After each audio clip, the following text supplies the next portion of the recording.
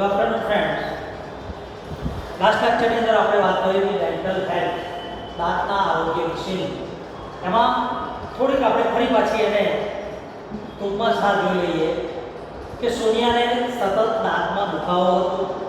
તે દાંતના દુખાવાને કારણે કશું જ ખાઈ શકતી નહોતી, શાળાએ પણ જઈ શકતી નહોતી, ઘરે અભ્યાસ પણ કરી શકતી નહોતી અને રાત્રે સારી રીતે ઊંઘી પણ શકતી નહોતી. આ બધા જ કારણો પાછળ તેનો દાંતનો દુખાવો હતો. તો અને આ દુખાવો અનબિયરેબલ, અસહ્ય, સહન ન કરી શકાય તેવો દુખાવો હતો. ત્યારે તેના કાકા અશોકભાઈએ તેને કહ્યું કે આપણે દાંતના ડૉક્ટરની મુલાકાત લેવી જ પડશે. એ જ દિવસે સાંજે દાંતના દવાખાને સોનિયા અને તેના કાકા અશોકભાઈ પહોંચ્યા. ડૉક્ટર બંસી શર્મા એક યુવાન અને ખૂબ જ હોશિયાર ડૉક્ટર હતા. ડૉક્ટર શર્માએ પૂછ્યું શું તકલીફ છે? તો સોનિયાએ ખૂબ જ દુઃખ અને મુશ્કેલી સાથે કહ્યું કે મને દાંતમાં અસહ્ય દુખાવો છે.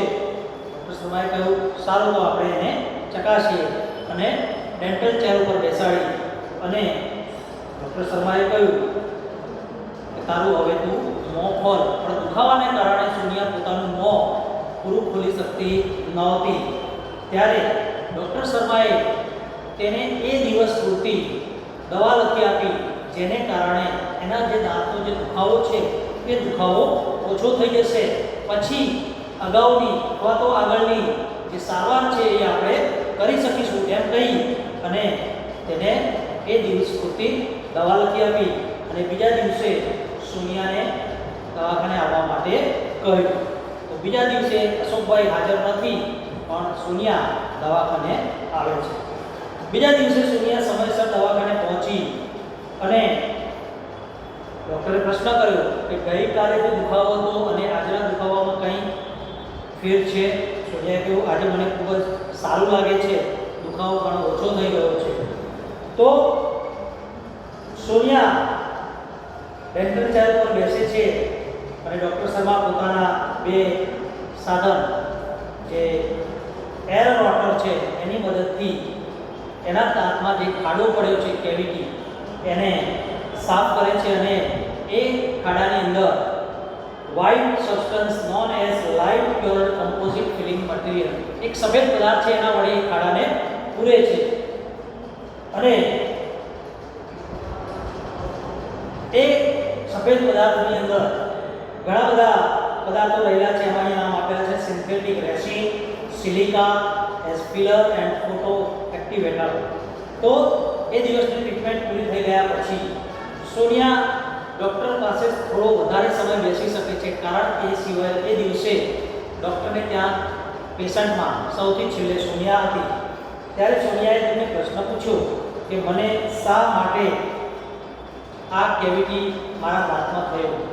તો ડૉક્ટરે તેને પ્રશ્ન કર્યો કે તને મીઠાઈઓ ખાવાનો શોખ છે? સોનિયાએ કહ્યું હા, મને ચોકલેટ્સ, આઈસ્ક્રીમ્સ અને બીજી બધી મીઠાઈઓ ખૂબ જ ભાવે છે. અને ડૉક્ટરે ફરી પ્રશ્ન કર્યો તો શું તું દિવસમાં તારા દાંતની સફાઈ 2 વખત નિયમિતપણે કરે છે? અને એ પણ જમ્યા પછી અને રાત્રે સૂતા પહેલાં અને ચોકલેટ્સ કે આઈસ્ક્રીમ ખાધા પછી તું નિયમિતપણે તારા દાંતની સફાઈ કરે છે? ત્યારે સોનિયાએ કહ્યું ના ડૉક્ટર, હું તો ફક્ત સવારે જ બ્રશ કરું છું, મારા દાંતની સફાઈ કરું છું. તો આટલે સુધીનું આપણે ગયા લેક્ચરમાં જોયું અને ગયા લેક્ચરની અંદર મ્યુટ લેક્ચર હતું એવું કહેવા સાંભળવામાં આવ્યું છે. તો થોડુંક આપણે એને ગુજરાતીમાં થોડોક સાર જોઈ લીધો. હવે ત્યારબાદ આગળ આપણે જોઈએ છીએ. તો ડૉક્ટરે છેલ્લો પ્રશ્ન કર્યો કે શું તું જમ્યા પછી અને આઈસ્ક્રીમ કે ચોકલેટ્સ ખાધા પછી તારા દાંતની સફાઈ કરે છે? સોનિયા કહ્યું ના ડૉક્ટર, હું તો માત્ર સવારે જ બ્રશ કરું છું. That's the problem. એ જ મોટી મુશ્કેલી છે. You are not taking proper care of your teeth. Proper એટલે યોગ્ય અને ટેક કેર ઓફ એટલે કાળજી લેવી. તું તારા દાંતની યોગ્ય કાળજી લેતી નથી, એમાં તો સાર સંભાળ લેતી નથી. you must brush your teeth properly twice a day. Twice એટલે બે વખત, thrice એટલે ત્રણ વખત અને once એટલે એક વખત. તારે નિયમિતપણે દિવસમાં બે વખત તારે બ્રશ કરવો જોઈએ. once in the morning એક સવારે and once again before you go to bed. રાત્રે સૂતા પહેલા નિયમિતપણે તારે બે વખત બ્રશ કરવો જોઈએ. આ બધાને લાગુ પડે છે, પણ મિત્રો આપણે પણ સવારે એક વખત બ્રશ કરીએ છીએ, પણ ખરેખર બ્રશ બે વખત કરવો જોઈએ, એક સવારે અને એક રાત્રે સૂતા પહેલા. સુનિયા છે, what is the right way of brushing the teeth, doctor? Brush કરવાની સાચી રીત કઈ છે doctor? Most of the people brush their teeth while moving the brush in sideways only. વધારે પડતા લોકો બ્રશ only sideways એટલે ડાબી બાજુથી જમણી બાજુએ બ્રશ પોતાના દાંત ઉપર કરતા હોય છે. but the right way is to move it upwards and downwards. પણ બ્રશ કરવાની સાચી રીત કઈ છે? upwards and downwards. દાંતની ઉપરની તરફ અને દાંતની નીચેની તરફ, up and down, A brush કરવાની સાચી રીત છે. so that અને એના કારણે it removes the tiny bits of food stuck between the teeth. અને એને કારણે શું થાય? upwards and downwards બ્રશ કરવાથી શું થાય કે દાંતની વચ્ચે જે રહેલા અનાજના જે નાના કણો છે એ દાંત વચ્ચેથી શું થાય છે? રિમૂવ, દૂર થઈ જાય છે. The germ lines should also be brushed with gentle strokes. હા, પણ મિત્રો સાથે એ પણ યાદ રાખવાનું છે કે બ્રશ કરતી વખતે આપણા જે દાંતના જે પેઢા છે એ પેઢાને પણ હળવા હાથે બ્રશ કરવો જોઈએ. Not only this, માત્ર એટલું જ નહીં, clean your mouth after every meal and every time you eat chocolates or ice cream. જ્યારે તમે ભોજન લો છો ત્યાર પછી, અથવા તો તમે આઈસ્ક્રીમ કે ચોકલેટ્સ ખાઓ છો ત્યાર પછી પણ નિયમિતપણે તમારે બ્રશ કરવો જોઈએ. સુનિયા છે, would you tell me the reason, doctor? સુનિયાએ ફરી પાછો ડોક્ટરને પ્રશ્ન કર્યો કે તમે મને એનું કારણ જણાવશો? Cleaning of mouth is the requirement of dental hygiene. દાંતના આરોગ્ય માટે મોંની સફાઈ એ તો પહેલી જરૂરિયાત છે. દાંતની સફાઈ એ સૌથી પહેલી જરૂરિયાત છે. If you don't clean your mouth, જો તમે તમારું મોં સારી રીતે સાફ ન કરો, the tiny bits of food inside stick to the surface of your teeth. તો અનાજના જે નાના કણો છે એ અનાજના નાના કણો એ તમારા દાંતની સપાટી ઉપર ચોંટી જાય છે. And in the space between your teeth, દાંતની સપાટી ઉપર તો ચોંટે છે, પરંતુ બે દાંત વચ્ચેની જે જગ્યા છે એ જગ્યામાં પણ એ અનાજના ટુકડા ભરાઈ જાય છે. Now germs feed on these food particles who eventually eat up parts of the teeth too. તો હવે જંતુઓ આ ખાદ્ય પદાર્થના અંશો ખાશે અને આખરે તમારા દાંતના અમુક ભાગને પણ એ કોતરીને ખાવાનું શરૂ કરશે. Third, they destroy the enamel coating of the teeth. અને આપણા જે દાંતનો ઉપરનું જે એનેમલ કોટિંગ, સફેદ રંગનું જે પડ છે એ પડને પણ નાશ કરશે. અને and in a long run it leads to cavity. અને લાંબી ગાળે એમાં એક પોલાણ બની જશે, એટલે કે ખાડો પડી જશે. શૂન્ય છે enamel coating, what is that? આ એનેમલ કોટિંગ એ પાછું શું છે? તો for that you need to understand the constructions of our teeth. એના માટે તારે આપણા દાંતનું બંધારણ સમજવું પડશે. Our teeth have 3 layers. આપણા દાંતની અંદર 3 layers, પડ, સ્તર. આપણા દાંતની અંદર 3 પડ હોય છે. The uppermost white layer is called enamel. Uppermost સૌથી ઉપરનું જે પડ છે, 3 પડમાં સૌથી ઉપરનું જે પડ છે એને કહે છે enamel. It is the hardest and strongest part of our body. અહીંયા બે વિશેષણના સુપરલેટિવ ડિગ્રીના રૂપો આપ્યા છે, હાર્ડેસ્ટ અને સ્ટ્રોંગેસ્ટ. તો એના ઉપરનું જે પડ છે એ સૌથી મજબૂત અને સખત પાર્ટ છે. The second layer is called dentine. બીજા પડનું નામ છે ડેન્ટાઇન. ઇટ ઇઝ સ્લાઇટલી યેલોઇશ, જરા યેલોઇશ પીળાશ પડતા રંગનું એ બીજા રંગનું પડ છે. The innermost layer is called dental pulp. સૌથી અંદરનું જે પડ છે ત્રીજા નંબર એને કહેવાય છે દાંતનો માવો. In your molar there was a cavity which now no more exists. તારા દાંતમાં એક કેવિટી હતી જે હવે અસ્તિત્વમાં નથી, એટલે કે આપણે એને સફેદ પદાર્થથી આપણે એને પૂરી દીધી છે. Molar, what is that? દાંત એ વળી શું છે? It's a kind of teeth. એક દાંતનો પ્રકાર છે. Look at the chart. શરૂઆતમાં આપેલો જે ચાર્ટ છે એ ચાર્ટને તમે જુઓ. there are two types of teeth. એની અંદર બે પ્રકારના દાંત હોય છે. deciduous teeth, also known as milk teeth. ટૂંકા સમય માટેના દાંત જેને આપણે દુધિયા દાંત કહીએ છીએ. અને આ દુધિયા દાંતનું આયુષ્ય બહુ હોતું નથી. એ થોડો સમય માટે ઉગે છે અને પછી એક તે પડી જાય છે. એન્ડ પરમેનન્ટ ટીથ અને બીજા કાયમી દાંત. એક દુધિયા દાંત અને બીજા કાયમી દાંત. deciduous teeth are usually 20 in number. દુધિયા દાંતની સંખ્યા આશરે 20 જેટલા દાંત હોય છે. And they shed one by one after growth. એક પછી એક એ મોટા થતા જાય તેમ એ પડી જતા હોય છે. thereafter new permanent teeth come up.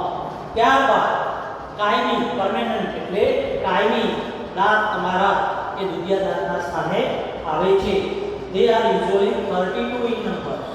અને એ કાયમી દાંતની સંખ્યા કેટલી હોય છે? 32, 32 સંખ્યામાં હોય છે. Sonia say yes, I also have 32 teeth, but they are not the same. મારા 32 દાંત તો છે પરંતુ not the same, એક સરખા દાંત નથી. Doctor Sharma say they are different in shape, size and function. તેના આકાર, કદ અને કાર્ય બધા જુદા જુદા હોય છે. There are 4 incisors. દરેક જડબાની અંદર 4 incisors હોય છે. 2 canines, 2 canines હોય છે. 4 premolars, 4 premolar and 4 or 6 molars અને 4 અથવા 6 દાંત દરેક જડબાની અંદર હોય છે. Sonia said, can I ask you a few questions about my friend's dental problem? સોનિયાએ ડોક્ટરને વિનંતી કરી કે શું હું તમને મારા મિત્રોના જે પ્રશ્નો છે એના વિશે તમને રજૂ કરી શકું એના પ્રશ્નો? Sure, ચોક્કસ. Pooja, one of my classmates slipped off a staircase and she has some fractured teeth. મારી મિત્ર પૂજા સ્ટેરકેસ પગથિયા ઉપરથી પડી ગઈ અને તેના દાંત તૂટી ગયા. What should she do? એને શું કરવું જોઈએ? Doctor Sharma say, well, she needs to consult a dentist. Dentist, દાંતના ડોક્ટરનો સંપર્ક કરવો જોઈએ.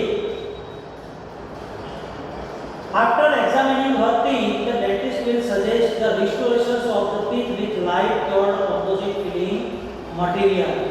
તો તેના દાંતની ચકાસણી કર્યા પછી ડેન્ટિસ્ટ તેને લાઇટ ક્યોર્ડ કોમ્પોઝિટ ફિલિંગ મટીરીયલથી દાંતને સાજા કરવાનું કહેશે.